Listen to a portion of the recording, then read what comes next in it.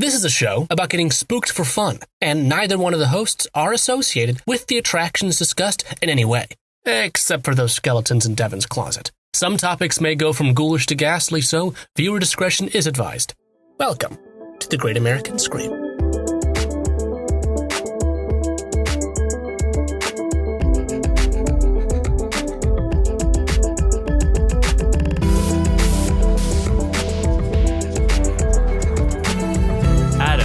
It is the third week of September. Do you know what that means? So close. It's Thanksgiving season. Ooh. Hooray, gobble, gobble. Ooh, who likes Thanksgiving? Nobody. I and like they're right. mashed potatoes and turkey, but we don't have to throw we a don't whole need to holiday eat those. into it. Hi, this is the Great American Stream. My name is Devin, right? Hi, my name is Adam O'Connell.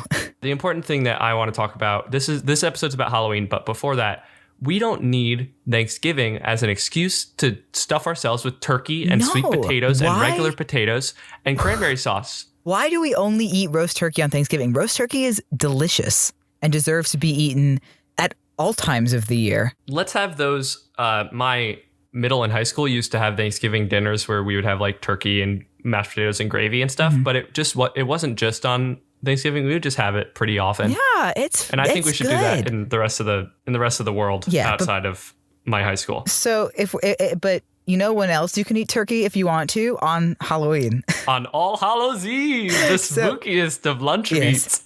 We are deep. I would consider to be deep into the Halloween season, but I start Halloween at the end of August, as I should. I start Halloween once the Spirit Halloween stores open. And I've seen 3. So, no, Jesus. They are still opening. I was about to say, I hope that they're not open. They are still opening. I don't know who's going there, but they are open. So everybody who wants to fight me on this can square up, but it's Halloween. Starbucks I think we're going to be okay on this horror podcast. Starbucks released the pumpkin spice latte, which means it's fall. And more importantly, the pumpkin cream cheese muffin, which I would say is even superior to the pumpkin spice latte. There's nothing better than a pumpkin muffin. It's still summer. There's nothing better than a pumpkin muffin. There's nothing better than a nice pumpkin spice latte on this 90-degree fall day. I had a pumpkin cold brew yesterday. There was a slight breeze. I saw a leaf on the ground. It's fall. I saw a single leaf. Okay, let's talk about Halloween. Yeah, so in one of my many preparations for Halloween, I thought it might be fun to figure out where some of our favorite Halloween traditions come from and kind of a history of where the holiday began, because Halloween doesn't really look super different than when it did in ye old ancient times, which is interesting. Glad to hear it. Yeah, so where does Halloween come from? It is widely believed that Halloween is derived from ancient Celtic harvest festivals in Gaelic-speaking countries like Ireland, Scotland, and England. And then we're talking like pre-colonization by the English here. So we are talking pagan, Celtic. Yeah, pre-Norman. Back in especially Irish and Scottish history. And it's also possible that many of these festivals had Celtic pagan roots specifically. Most historians seem to agree that Halloween is derived from the Gaelic festival Samhain, which is spelled Samhain. It's spelled Samhain. It is spelled Samhain, but it's pronounced Adam Samhain. is going to do the Gaelic pronunciations as best he can, and I will give you the anglicized spelling. I don't. Samhain. I don't speak Irish. I know some phrases in Irish because my family is from Ireland. Hello, Adam's family listening from everybody. Ireland. I know you're listening. I see the statistics. But I also know you all don't speak a lot of Irish either. You all can probably say the same things that I can. So it's not going to stop you from sending angry texts to Adam. Yeah. So Samhain begins on the evening of October 31st and ends on the evening of November 1st, and it marks the end of the harvest season and the beginning of the darker half of the year, with the darker half being winter. And because, harvest is hard work, so let's usually just throw a little party to celebrate all that corn you just picked. Probably not corn, but turnips. All those corns you just did. Good job on those corns. So, I know that corn hasn't been brought over from the New World, and it'll still be maybe 1,000 or more years until that happens. But hey. Yeah. So good corn. Gaels have 4 seasonal festivals. Imbolc for the spring, Bealtaine for the summer or May Day. I know Beltane. Yeah, Beltane. I know Beltane. People do say Beltane, and that's the other thing with these pronunciations too. So depending on what part of Ireland or Scotland you're in, they're going to pronounce these differently anyway. So this is just one of the many ways that these things are said. Lucina for the beginning of the harvest or the beginning of autumn, and Samhain, which marks the beginning of winter and is widely considered to be the most important of these 4, with Bealtaine coming at a close second. So Samhain happens late October or early Yes, it begins November? on the evening of October 31st and then ends on the evening of November 1st. So for these poor people, winter begins on the 1st of November. Yeah. And when does Lugnasad Lunasa? happen? Lunasa, I guess, because Bealtaine would be May Day. And so I guess Lucina would be It's sometime like in early midsummer September. to us. Probably early September, like around what we think of as Labor Day. Okay. I should have looked at the exact dates, but I also think it varies depending on what clan you are in, what part of Ireland or Scotland that you're in. But sometime around that time, yeah. So Samhain was seen as a liminal time, which means a time where the veil between our world and the other world, capital O, other world, which is the Celtic realm of deities and possibly also the dead, and the veil between these worlds is very thin. Yes, like Halloween Town. Yeah, exactly. Get on the bus. Therefore, the Ishi, which are the spirits and fairies, could more easily pass into our world. And a reminder that in Irish mythology, fairies are evil. Yeah, fairies are evil in most folklore. I don't know why we like them so much. It's very now. a very Americanized Americanized thing to have fairies be like a cute little like Tinkerbell, like Sugar Plum They fairy. are like small and sometimes They're cute, but they are evil. They're evil. So the Ishi are kind of just the entire class of these Irish spirits and fairies that were meant to cause mischief or otherwise. So people would leave offerings for the Ishi to ensure their livestock survive the winter. And it was... Oh my God. There they are. Somebody decided to play an ad on my phone. So people would leave offerings to the Ishi to ensure their livestock survive the winter. And it was believed that the souls of the dead would revisit homes looking for hospitality. So a nice meal, some fun conversation. I like just for that. this Looking night. for hospitality. Yeah.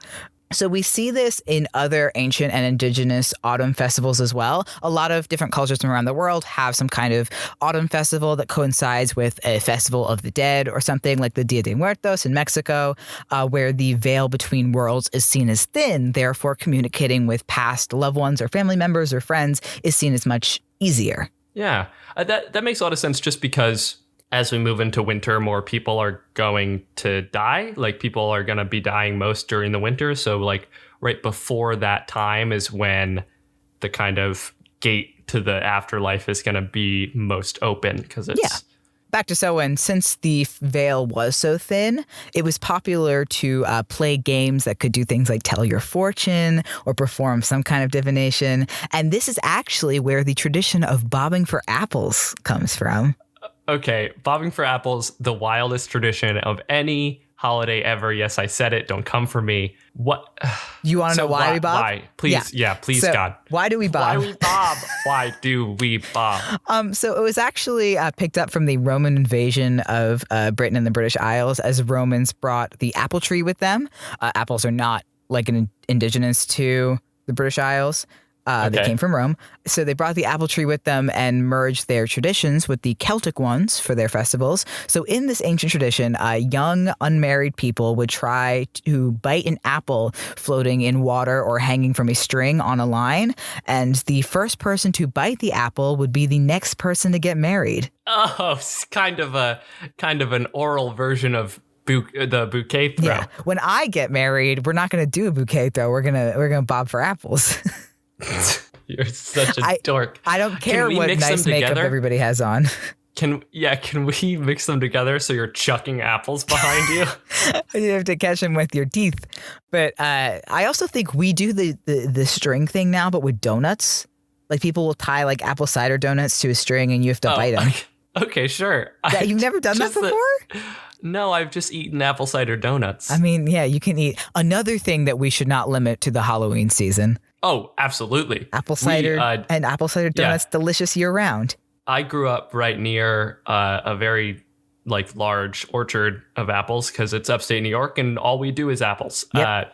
And every August, 1st of August, I'd walk down there and I'd be like, give me your cider apples and also give me some of your Ida Reds. I can't wait for some cider donuts, baby. But anyway, so naturally Christianity then kind of changed what the celebration was because rats. Yeah, eventually the British, as they began to colonize Ireland and Scotland, they brought a lot of they tried to kind of snuff out paganism and kind of Celtic culture. And by snuff out, we mean take paganism into itself. Yeah, and make it their stronger. Own. Samhain was also a share of the day. It was the day before All Hallows Day or All Saints Day, which is a holiday in the Christian calendar. So it became known as All Hallows Eve. You see, we're kind of starting to get into the word Halloween here. It also became much more associated with warding off evil spirits along with honoring the dead because Christians kind of saw some of these pagan traditions as being demonic or somehow communicating with these evil spirits. So they kind of pushed the idea of celebrating it to ward them off along with communicating with and honoring the dead. Right. That tracks. I also, the night before Halloween is often mischief night. Yeah. Right? We're going to talk about that later because I find that one interesting. Yeah. Yeah. It's interesting that that's how they've developed. Yeah. So mass Irish and Scottish immigration to the United States, especially during the potato famine and stuff, eventually brought the holiday to North America. And most traditions that we associate with American Halloween, like trick-or-treating, jack-o'-lanterns, and wearing costumes, can be traced back to Samhain. Oh, because the ghosts are going from door to door looking for hospitality. Yeah. And then the children do it now. Yeah. Because they're the ghosts of today. Yes. Or something. Yeah. So one tradition that actually really traces back to Samhain is actually the tradition of the jack-o'-lantern. It's a classic. It used to be the logo of this podcast. It did. Marnie dropped a candle into it to stop Caliban. Yeah. So the carving of jack-o'-lanterns was popular during Samhain celebrations, but they actually started out as turnips because pumpkins don't grow in Ireland. Yeah, but turnips are small. Yes. Which is why actually, and I'll explain this in a bit, but that's why pumpkins caught on rather than turnips. So they're these things are too dang small. People would can't do this. People would carved turnips with grotesque faces used to either symbolize spirits or ward away the evil ones and scare them off. And they were often set in windows to keep evil spirits out of one's home. So, that tracks. We see that now. So when Christians came with All Hallows Eve, the jack-o'-lanterns were believed to represent souls in purgatory. And there's actually a very popular Irish Christian folk tale about this that goes as follows. So, please. On a route home after a night's drinking, Jack encounters the devil and tricks him into climbing a tree. A quick-thinking Jack etches the sign of the cross into the bark, thus trapping the devil. Jack strikes a bargain that Satan can never claim his soul. After a life of sin, drink, and, oh my God, I wrote this down, I can't even pronounce it, mendacity, being sure, being wild. Sin, drink, and mendacity. Jack is refused entry into heaven when he dies. Keeping his promise, though, the devil refuses to let Jack into hell and throws a live coal straight from the fires of hell at him. It was a cold night, so Jack places the coal in a hollowed-out turnip to stop it from going out, since which time Jack and his lantern have been roaming looking for a place to rest. What? Why? I like that the devil was like, yeah, get out of here, and throws a piece of coal. And Jack's like, I'm a quick thinker. Pop that baby in. I got a candle now. Yeah. That's a lot. So I guess the moral of the story is don't sin, but also don't play a trick on the devil. Yeah, don't use the power of Christ to stop the devil from taking you. So this is often passed around as kind of one of the origins of when kids are like, why do we make jack-o'-lanterns on Halloween? This is what they tell people. So when the Irish began immigrating to America, they began to use the native pumpkin instead because turnips, despite the efforts of Irish immigrants like my family, turnips have not really caught on in the United States. They try their best, but we still eat them at most holiday family gatherings I've gone to. You mash them with I like carrots. turnips. Yeah, turnips are good, but they really haven't caught on. So people started to use pumpkins, which was way easier to carve because they're softer and bigger. So it became a much, much, much more popular tradition than the turnip. So poor turnip. Yeah, nowadays in the U.S., they're kind of just seen as something you do for Halloween. Although some superstitious folks still believe in their power to ward off evil spirits. And there's also that it goes along with the tradition that you should never blow out a jack-o'-lantern's candle until Halloween is over. Just probably to keep them demons away. Yeah, sure. My favorite part about the Halloween jack-o'-lanterns is that when Halloween's over, you leave them out for far too long until like mid-November and they get all saggy and then you throw them down a big hill. Yeah, when I was in high school, we would, during our global history curriculum, us learning about the Holy Roman Empire would line up with Halloween. So my teacher would always carve a pumpkin that said Holy Roman Empire and then sit it out and let it rot for the next couple months to represent how the Holy Roman Empire rotted from the inside out. And then whoever got like the best score on the final from that unit got to eat it. No, they had to smash it. They got to smash the pumpkin. So yeah, that's the history of jack-o'-lanterns. But you mentioned the tradition of trick-or-treating and going from door to door. Yes. So, yes, I did. Adam, yeah. Yes, please. This is probably the most notable Halloween tradition other than just like having a spooky time. Which is Adam's favorite tradition. But what was the last year that you trick-or-treated? Just out of curiosity. I don't recall. It was probably 8th grade. I think that was mine too.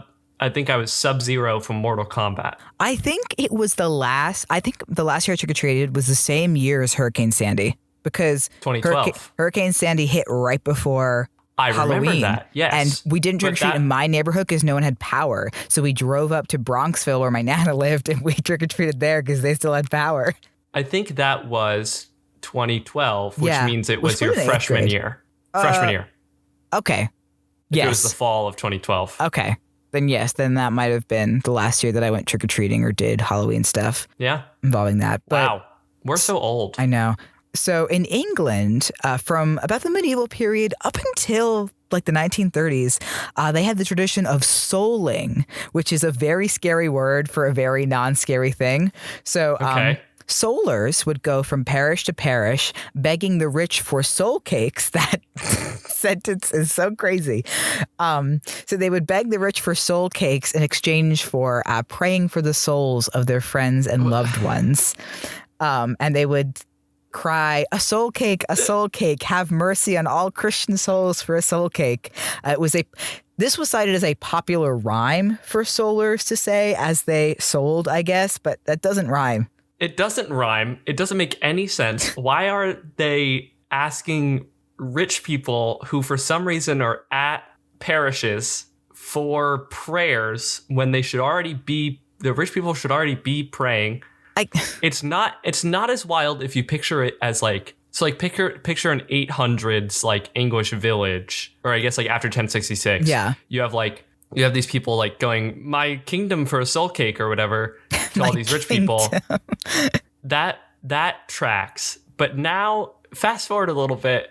Imagine in 1917, World War I is going on, and a bunch of people are going around going, my soul cake, please. I think at that point, it's just kind of a thing that you do just for funsies as part of the tradition. I guess. And in Scotland and Ireland, the tradition is called guising, which is short for like disguising. I did that in college for a little while myself. So children would disguise themselves in costumes and then go door to door and ask for food and coins. So tangent, but in parts of Southern Ireland, which is where my family is from, in the 18th and 19th centuries, the tradition was for a man dressed as, now, this is the one pronunciation I couldn't confirm, so I'm going to guess this is Lair Van, but I could be wrong on that. Lair Bahan. Yes, it is spelled with a BH, which is why I think it makes a V sound. So Lair Van, or a white mare, as in the white mare of death, would lead children around town singing verses, some of them pagan, and then go door to door. If the household donated food, it could expect good fortune from the Muck Ola, but if they refused to do so, it would bring misfortune. Let's bring it back. White Mare of Death was my nickname in high school. I want to be the man who is dressed as a white horse leading around a group of children, chanting satanically and begging for food. Adam, if it's a horse, then we could have the 2-person horse costume. Did you get the picture I sent you of Lervan? Yes, new mascot of the pod. Do love him. And I think we should bring him back. I think he would be friends with the cow skull that represents the man in the field. Yeah, it's the same energy. They'd be friends. Boyfriends.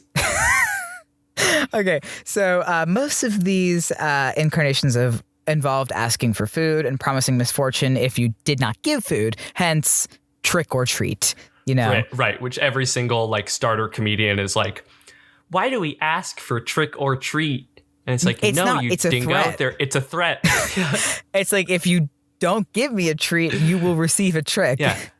I will trick you lest you give me treat. Yeah.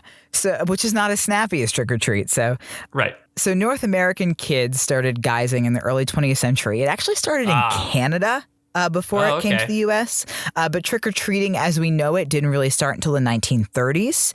And as for dressing up in costumes, the general consensus seems to be that the idea was that you were dressing up to mock Satan or other demons by dressing up in funny costumes. Idea. Yeah, which the jack-o'-lantern story just told us not to do.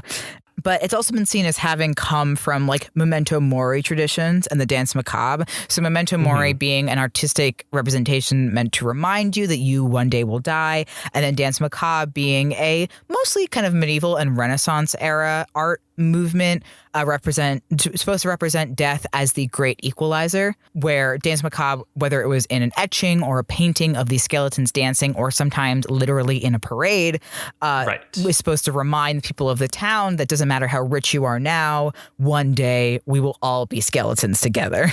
Which is still true today. Yeah. We will all be skeletons together. Dance macabre is another thing that we should bring back. Yeah. Because also a skeleton, extremely underrated Halloween costume. Fashionable, customizable, spooky, classic, easy to pull off. All good things. Yeah. You have one. You can stylize it in an interesting way. Yeah. It's just, everybody should be skeletons. Might be a skeleton. Also, we should definitely dance in front of rich people's houses as skeletons. Yeah. So a couple of other Halloween traditions that actually don't really trace back to Samhain or Celtic holidays. One of them is Mischief Night. Mischief Night, I was not a thing where I grew up, which is weird because I grew up in New Jersey. Yeah, that's odd. I'd never heard of it. So Mischief Night or pulling sick pranks the night before Halloween actually isn't connected to any ancient traditions other than the possibility of trick or treat. And it didn't really become prevalent until the 20th century. And from what I know, it's really only practiced in the tri-state area, New York, New Jersey, and Connecticut, Michigan, and Pennsylvania. What? It's not a statewide, Florida, where I spent a lot of my childhood, no such thing as Mischief Night. You're telling me that across the country, the night before Halloween, a bunch of rowdy kids don't dress up in black and go and egg houses? No. I mean, what the hell? I think there are some parts of the country where that stuff happens on Halloween night as well. TPing houses on Halloween night who didn't give you candy was a thing. Oh, no. That's a thing you do beforehand. Yeah, no. Okay, whatever.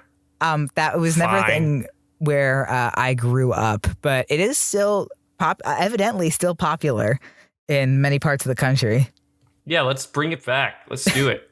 So also we know that ye old Christians went back and changed Samhain as part of the persecution of Celtic pagans, but modern Christian attitudes towards Halloween vary pretty widely between denominations and then just people. So technically in the Anglican Church, All Hallows Eve, Halloween night, should be observed with prayer, fasting, and attending worship. I wrote workshop, I realize in the outline, but it's worship. Attending a workshop. Which I think most holidays, especially like saint feasts in the Christian calendar, are celebrated. You pray, you don't eat, and then you eat a lot, and then you go to church.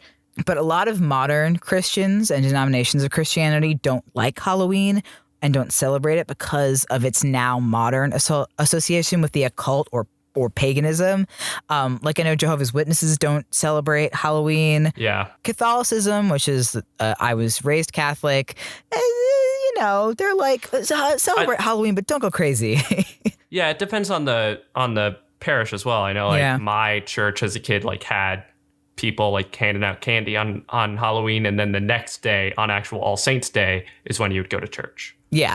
And I know some parishes, like we talked about in the Urban Legends episode with the poison candy, will do stuff like church Halloween events or trunk or treats. Right. So that way it's kind of condensed into this one kind of secular community.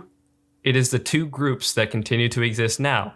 Those who are like, no, pagan, bad. And the other group that goes, well, if we can use paganism to turn more people to our side, let's do that. Yeah, Irish paganism and Irish Catholicism have way more in common than most people would think. Yeah. So I think I've mostly learned that I'm going to be Lervon for Halloween this year. Okay, I'm going to be Iron Man. Okay. Kind of. That's what I want to be. Kind of fallen off, kind of late to the Iron Man party. I'm going to be dead Iron Man. Okay, there we go. There we go. Now, I imagine that would be kind of a popular costume because when did that movie come out? Did it come out before last Halloween? I don't know. Time's a flat circle. Nothing exists anymore. I always like to browse the Spirit Halloween website just to see what the hot costumes are this year. They seem to be pushing Beetlejuice costumes this year, which is interesting. Weird. Trick or Treat, the film, also big this year. Okay. Circus and clowns never really went out of style, but big this year. Clowns never go out of style. No, clowns never go out of style, baby. But also, we're seeing, of course, the plague doctors and the hazmat, which I was discussing with my friends. I can't tell if it's in super poor taste or pretty okay PPE for Halloween. Yeah, I mean, plague doctors are cool all the time, forever. Yes, plague doctors are cool. But we are not trick-or-treating. Right. People are not going out. I mean, I haven't seen if people, if no towns have come out with a trick-or-treating plan yet. Because I've been thinking, I guess there could be ways to trick-or-treat safely. If you're giving out candy and your hand is gloved and you are the only hand that goes into the candy bowl. Right. There are, I guess, safe ways you could do it if your town is doing it. But also nobody's really decided that yet. We're not going to be having parties. Right. And as of right now, I don't think there is a place in the US that has made enough progress in general, other than perhaps New York City. But you don't want that happening now because we're being afraid of a second wave. This is all very depressing. Don't go. If you're going to dress up inside and take some pictures and post them on Twitter with the hashtag TJAS so we can see them. I'm excited to see how people do celebrate Halloween this year and what you're doing to be spooky this year. Yeah, ask not what your country can be spooky for you. Ask how you can be spooky for your country. Yeah, do a nice, ABC does that 2-month Halloween movie marathon. Yeah, it gets longer every year. If you follow me on Instagram, I'm doing Halloween makeup tutorials all month on my stories. Ooh. So follow me on Instagram at Adam J. O'Con for those. Yeah. Bake some pumpkin flavored treats, buy candy and just eat it yourself. You don't have to give it out to people. You can just have it. Yeah, it's a great excuse. Yeah, I listen to some spooky music, play some spooky games. Have an amazing, amazing Halloween season, even if you can't party. Yeah, for sure. The spookiness is in us all the time. Halloween ain't canceled. Halloween parties may be canceled, but you can't cancel Halloween, baby. Right. Halloween as a tradition in which a bunch of people who don't know each other congregate and interact is canceled. But Halloween as a spiritual event can never be canceled. Maybe go back to some of these Samhain traditions. Try them out this year. Ooh, dress up as the White Mare of Death. Yeah, dress up as a bunch Lervon. of children around doing satanic chants. Okay, this has been the Great American Scream. I believe this is episode 30, which thank you guys so much for listening to 30 dang episodes of this podcast. Here's to 30 more. And if you enjoyed this episode, please share it from Spotify if that's where you listen. Also follow there. If you're on iTunes, you can subscribe and rate and review. That really helps us out. But the best way to help us out is to tell a friend about the podcast, especially now going into spooky season. It's the best time to catch up. Adam, can you pimp our social medias? Yes, you can follow us on Facebook at The Great American Scream or on Twitter and Instagram at Great Scream Pod.